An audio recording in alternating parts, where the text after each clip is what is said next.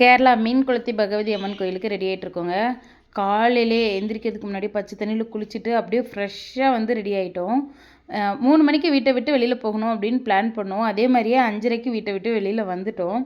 அந்த வியூ பாயிண்டெல்லாம் வேறு லெவலில் இருந்துச்சு. கரெக்டாக நாங்கள் கேரளாக்குள்ளே என்ட்ரி ஆகிறப்பையும் சூரிய உதயம் வந்து அப்படியே வெளியில் வந்துட்டு இருந்தார். வேறு லெவல் வியூவாக இருந்துச்சு. கேரளாவில் வந்து சின்ன சின்ன குளத்தையும் கூட வந்து அவ்வளோ அழகாக மெயின்டைன் பண்ணுறாங்க. எல்லா இடத்துலையுமே தண்ணி நிரம்பி இருந்துச்சு.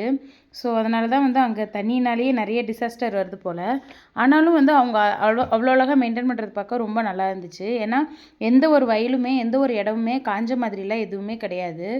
அவ்வளோ நீட்டாக அவ்வளோ அழகாக மெயின்டைன் பண்ணுறாங்க. எல்லா ஆற்றுலையுமே தண்ணி ஓடுது, எல்லா குளமுமே நிறைஞ்சிருக்கு. அதை தவிர தாமரை குளம் அப்படின்றலாம் சொல்லிட்டு நிறைய இருக்குது.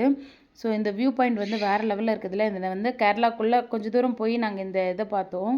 உடனே வண்டி நிப்பாட்டியாச்சு, வீடியோ எடுத்தாச்சு. இதுவே வேலையாக தான் இருந்துச்சு.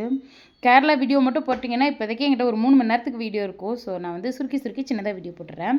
மீன் குளத்தி பகவதி அம்மன் கோயில் வந்து ஒரு 3 வருஷம் ஆச்சு நாங்கள் போய்.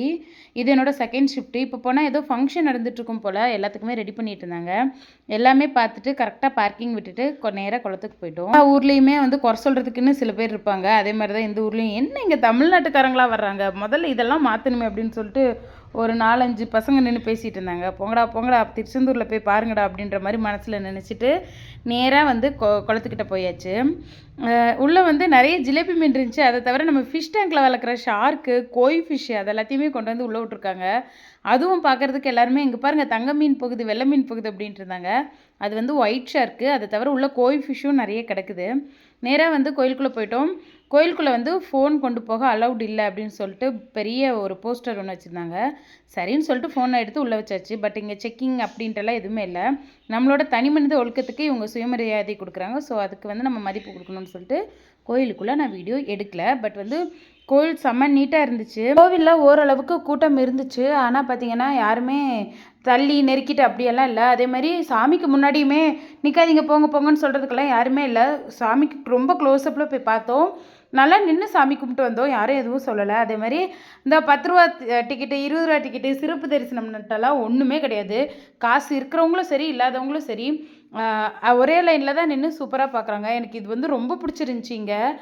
ஆனால் வந்து எல்லா அர்ச்சகருமே வந்து நம்ம போனோம்னா அச்சதையை வச்சுட்டு போங்கன்னு வாலண்டியராக கேட்குறாங்க.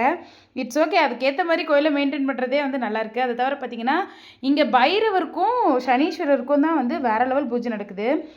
கந்திஷ்டிக்கு அதை தவிர ஏதாவது தொழிலுக்கு அப்படின்னு சொல்லிட்டுலாம் வந்து நிறைய வந்து பார்க்குறாங்க. ஸோ தலையை சுற்றி தேங்காய் உடைக்கிறது தான் இங்கே வேறு லெவலில் இருக்குது. ரிட்டன் வரப்போ வந்து பார்த்திங்கன்னா ஒரு பேக்கரியில் நின்று காஃபி குடிச்சிட்டு வந்தோம். இங்கே எதுக்கு இந்த வீடியோனா, இங்கே பிளாக் ஃபாரஸ்ட் கேட்கலாம் 490 ரூபா தான் கிலோவே.